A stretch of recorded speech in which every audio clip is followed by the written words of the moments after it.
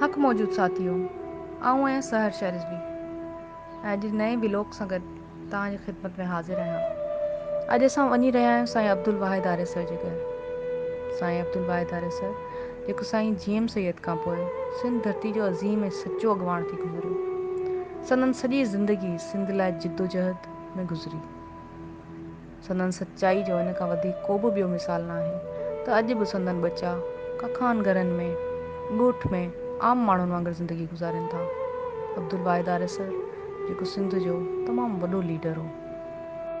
जॾहिं संदन मज़ार पहुतासीं त मूंखे साईं अब्दुल वाहिद आरे सर जा ई लफ़्ज़ यादि आया त ग़ुलामी सिर्फ़ु सियासी इस्तिलाह न आहे, पर उहा सोच आहे जेका इंसान मां हिम्मत, किरदार, इख़लाक़, जिस्मानी ऐं ज़हनी सलाहियतूं ईअं कढी वठंदी आहे जीअं सिरिंज इंसानी जिस्म मां रतु।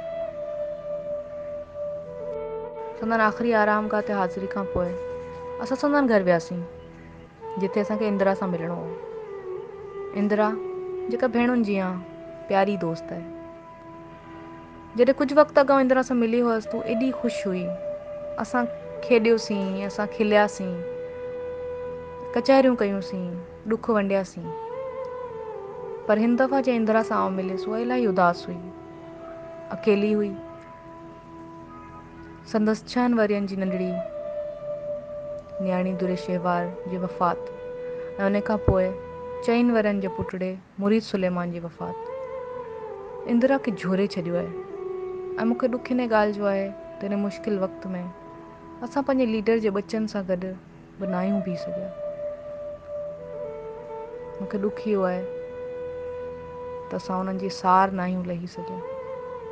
इन मुश्किल वक़्त में हुन जे मथे ते हथु रखणु, हुन सां ॻाल्हाइणु, हुन जा ॾुख ॿुधणु, इहो बि असां न आहियूं करे सघिया।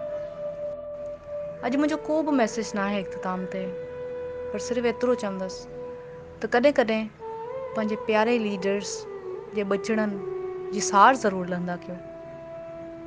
ॾुखे वक़्त में उन्हनि खे यादि कंदा कयो। उमेदु कयां थी त तव्हां सभु ख़ुशि आबाद सलामत हूंदा।